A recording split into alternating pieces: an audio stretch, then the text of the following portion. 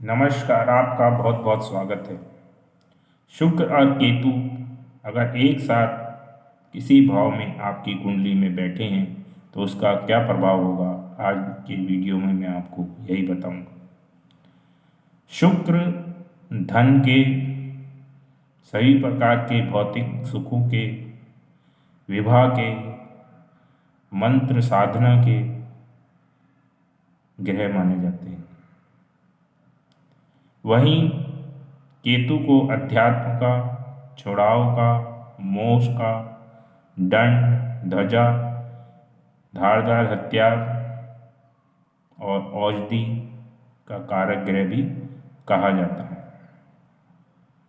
जब ये दोनों आपस में मिलते हैं तो डिफरेंट टाइप की एनर्जी आपस में मिलती है, क्योंकि एक तो सांसारिक सुख दिलाने वाला, सभी प्रकार के सुख दिलाने वाला, और एक विरक्ति का जो हर चीज़ से दूर, आइसोलेशन पसंद करता है।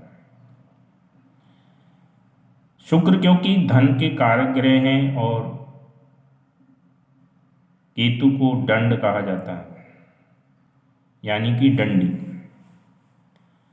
तो इस टाइप के योग में यह एक धन योग बना देता है, क्योंकि लक्ष्मी जी कमल पे विराज रहती हैं।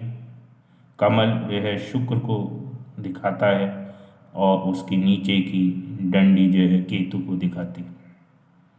तो अगर यह योग आपके जलीय राशि में बन रहा है या कहीं उनका चंद्रमा से संबंध बन रहा है, क्योंकि कमल जल में ही होता है और चंद्रमा भी जल को दिखाता है, तो या तो ये जलीय राशि में बन रहा हो और या फिर किसी भी राशि में बन रहा हो, चंद्रमा का कहीं से उन पर प्रभाव पड़ रहा हो, तो इस युति में बहुत ज़्यादा धन आदमी कमाता है और उस धन का उपयोग भी अच्छी तरीके से करता है।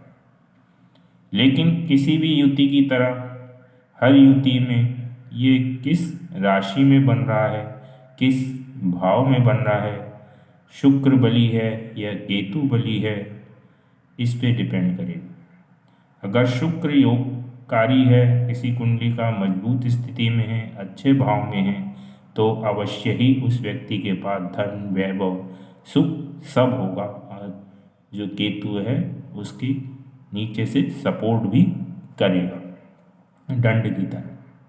तो अगर आपकी कुंडली में ये अच्छे प्लेसमेंट है और शुक्र आपका योगकारी है, तो आप निश्चित ही धनवान होंगे। इसकी अंतर्दशा दशा में आपको अवश्य ही धन की प्राप्ति हो।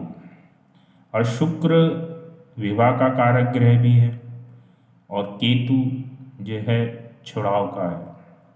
तो ऐसी कंडीशन में अगर केतु मजबूत हुआ तो विवाह में बहुत दिक्कतें पैदा करता है। कई बार विवाह डिले हो जाता है या विवाह होता है तो सेपरेशन की स्थिति आ जाती है, चाहे थोड़े टाइम के लिए ही हो, लेकिन मनमुटाव वगैरह अवश्य होता है। और ज़्यादा केतु बली हुआ तो तलाक की संभावनाएं भी ऐसी युति में देखने को मिलती है। शुक्र क्योंकि मंत्र साधना का ग्रह भी है, क्योंकि गुरु जो है दैत्य के शुक्राचार्य जी ने संजीवनी मंत्र विद्या शिव जी से प्राप्त की थी और काफ़ी मंत्रों का वो ज्ञाता थे। और केतु भी तंत्र मंत्र को दिखाता है। तो जब दोनों ही ग्रह तंत्र मंत्र से जुड़े हुए होते हैं तो ऐसे व्यक्ति काफ़ी तंत्र मंत्र में विश्वास रखता है और खुद भी वह काफ़ी मंत्र या तंत्र में अच्छा ज्ञाता हो सकता है, उसकी उस पर अच्छी पकड़ हो सकती है। अच्छा ज्योतिषी भी हो सकता है, क्योंकि शुक्र को ज्योतिषाचार्य भी कहा गया है। ज्योतिष में उनको ज्योतिष का ग्रह भी कहा जाता है और केतु भी अध्यात्म और ज्योतिष से जोड़ कर देखा जाता है।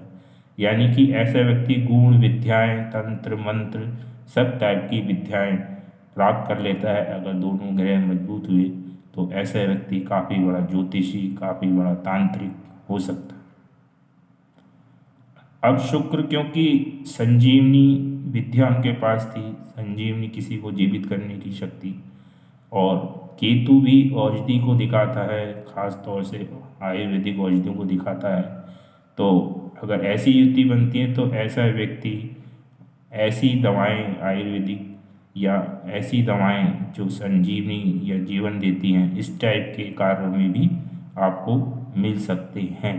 अगर उनकी कुंडली में बिजनेस का योग या नौकरी का योग अच्छा बना हुआ है तो इस टाइप के बिजनेस या नौकरी वह अवश्य करते हुए आपको मिलेंगे। ये योग, क्योंकि केतु हर चीज में धार्मिकता, छुड़ाव या आइसोलेशन प्रकट करता है, तो अगर ये युति किसी पुरुष की कुंडली में बन रही है तो ऐसे व्यक्ति, और शुक्र जो है स्त्री को दिखाता है, तो ऐसे व्यक्ति की स्थिति, स्त्री जो है धार्मिक हो सकती है, उसको पूजा पाठ धर्म में ही ज़्यादा मन लगता होगा, उसकी जो है और जो डिजायर होती है सेक्सुअल वगैरह तो वो कम हो सकती है। और ये अगर स्त्री की कुंडली में बन रहा है तो उनको जननांग से संबंधित कोई इन्फेक्शन हो सकता है, क्योंकि शुक्र जो है जननांगों को दिखाता है स्त्री के, और केतु जो है इन्फेक्शन को दिखाता है। तो इस प्रकार अगर निगेटिवली ये योग कार्य कर रहा है, केतु ज़्यादा बली है और अष्टम भाव में ये भाव में बन रहा है, तो इस टाइप की ये प्रॉब्लम जननांगों में दे देता है। बाकी अगर आप जो है इसका कई प्रभाव आपको देखने को मिलेगा।